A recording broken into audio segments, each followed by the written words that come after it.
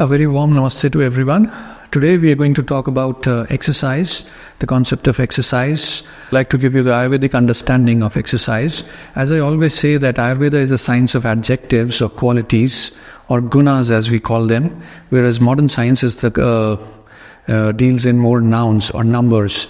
So same holds for exercise as well.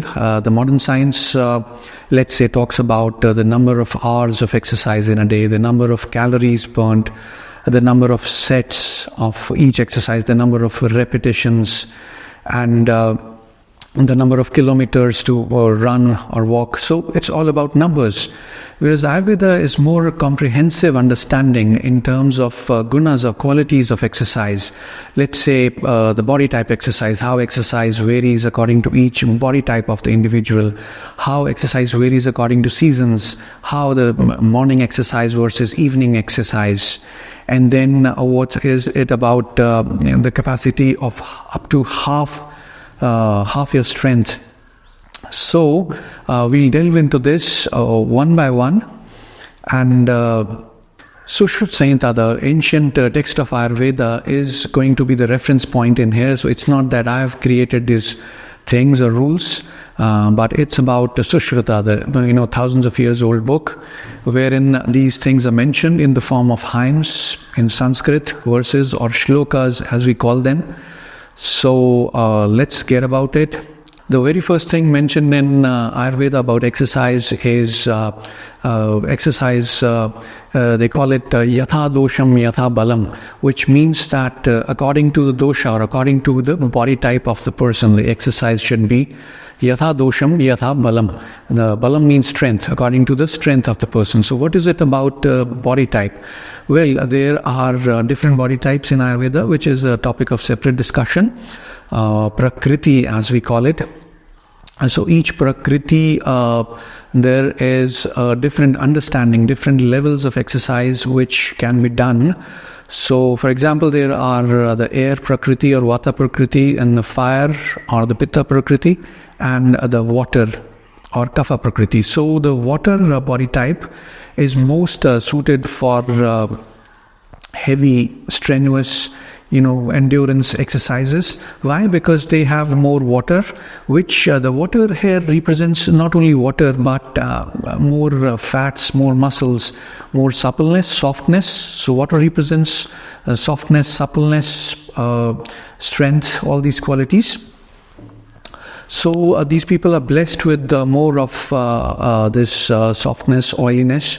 So which means that the joints, any joint, the joint of the backbone, the joint, knee joint, hip joint, every joint will have more lubrication or synovial fluid, as we call. They'll have more synovial fluid and stronger ligaments which connect the joints, and then the stronger strength of muscles, more collagen fibers.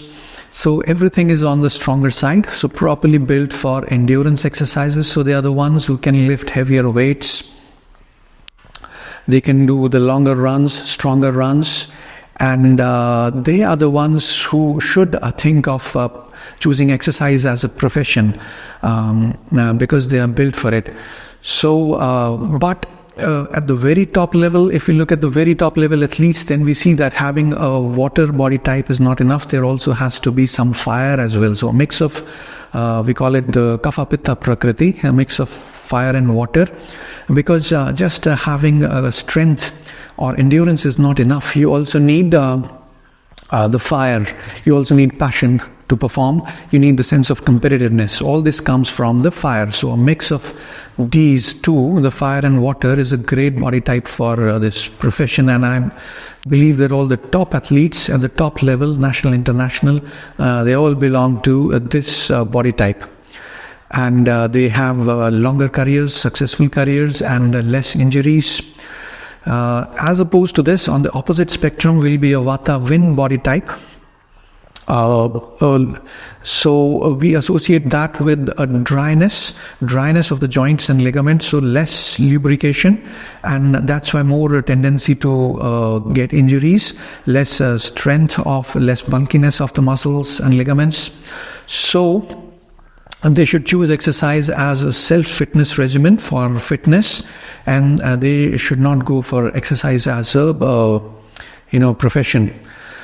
So Vata body type and the Pitta body type sits in the middle somewhere. A lot of passion, a lot of competitiveness. So this competitiveness can sometimes get the better of them and can lead to burning out injuries, inflammations and all these. So what we advise to a fire body type is more of swimming and these cooling exercises, cool nature walks, and trying to be the better version of oneself instead of competing with the others. And less of one-to-one exercises, less of one-to-one sports. So these body types, and then again coming back to Vata body type. Vata again is more for self-fitness, and they will have prone to injuries. So slowly building the endurance and stamina. Of course, practice makes us perfect, and let's see if three friends, they all decide to hit the gym. All three have the similar frame, similar exercise schedule they perform, and they eat the similar foods. Now, one of them was Vata body type, one was Pitta, one was Kapha. All three start the gym on the same day, and down the line after 2 months, we see that the Kapha, the water body type, would have built some mass. And the Vata body type would still be there somewhere where he started. So the difference can be seen after 2 months. So similar people, different body types, and the tendencies are different. So and that's how we understand the body type according to exercise. So it's been thoroughly explained in these texts.